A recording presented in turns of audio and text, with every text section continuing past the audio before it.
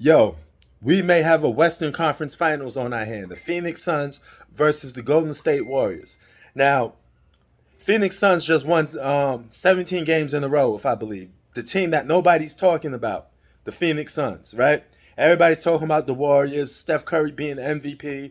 The Warriors are back. They're going to win the championship. Once Clay and James Wiseman come back, it's a wrap.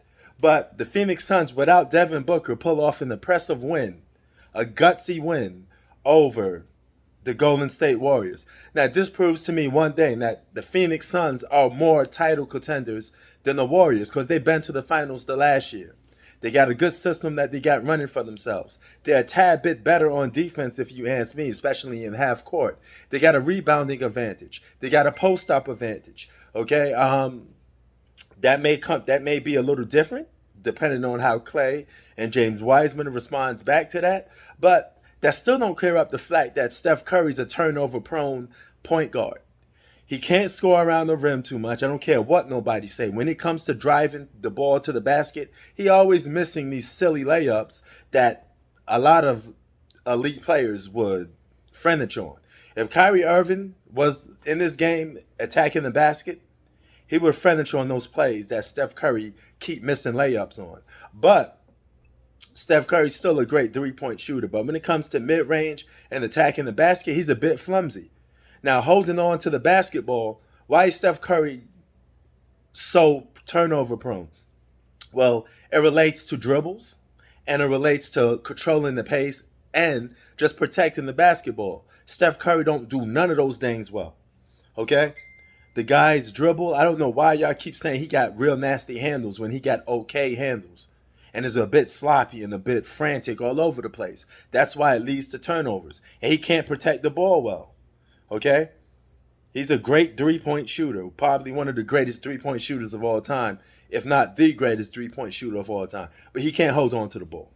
He can't hold on to the ball. He don't know how to control the pace, and he don't know how to stop himself from going too crazy with the basketball. That's why he be taking those wild shots sometimes. But I thought this was a very impressive win for the Phoenix Suns. Chris Paul was magnificent in a lot of moments. That spin move that he had with the jump shot, oh, that was a thing of beauty.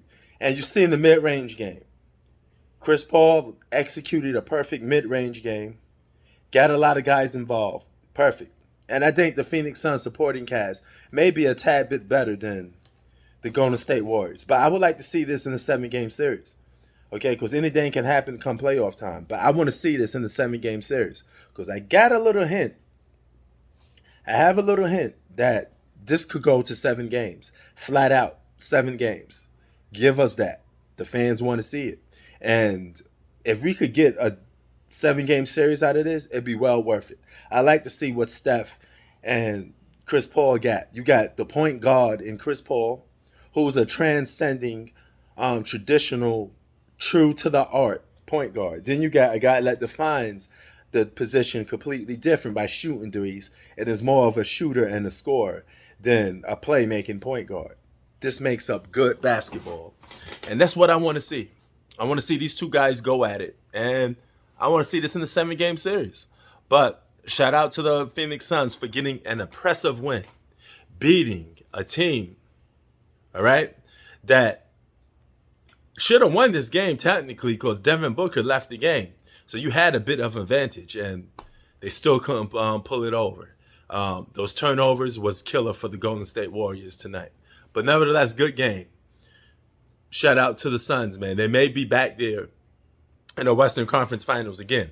But this proves to me, it's just one game, but this proves to me that the Warriors still aren't title contenders. You guys are believing into the hype. They're just not there.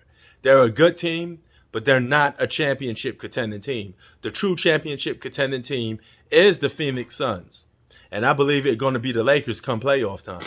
I think the Lakers will figure everything out because they got too much talent to keep not knowing how to figure things out. But anyway, Prince Sports, out. Peace.